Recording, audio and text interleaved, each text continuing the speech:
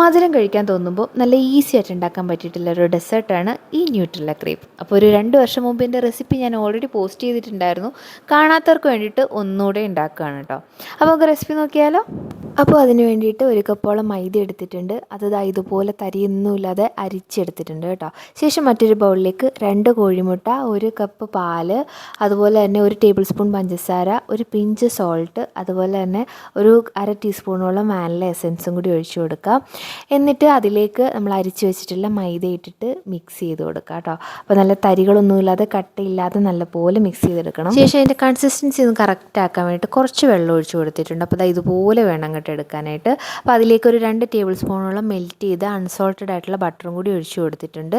എന്നിട്ട് നമ്മുടെ ദോശക്കല്ലിലേക്കോ ഇതുപോലെ ഒന്ന് ഒഴിച്ച് കൊടുത്തിട്ട് എല്ലായിടത്തും ഒന്ന് ആക്കുന്ന രീതിയിൽ നല്ല നേർത്തതായിട്ട് എടുക്കണം. ഒരു 30 സെക്കൻഡൊക്കെ വെച്ചാൽ മതി. എന്നിട്ട് മറിച്ചിടണം കേട്ടോ.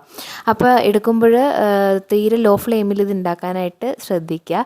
ശേഷം ഇതുപോലെ വെച്ചിട്ട് ന്യൂട്രെല്ല വെച്ച് കൊടുക്കാം. എന്നിട്ട് നമുക്കിത് ഇതുപോലെ റോൾ ചെയ്തെടുക്കാം കേട്ടോ. നല്ല അടിപൊളി ടേസ്റ്റാണ്. ഈസി ആയിട്ട് ഉണ്ടാക്കാൻ പറ്റിയ റെസിപ്പിയാണ്. നല്ല ടേസ്റ്റാണ് കേട്ടോ. അപ്പോൾ ഇഷ്ടമായെങ്കിൽ ട്രൈ ആക്കി നോക്കുക. വീഡിയോ ഇഷ്ടമായെങ്കിൽ ലൈക്ക് ചെയ്യുക, ഫോളോ ചെയ്യുക. വീണ്ടും കാണാം. ബായ്.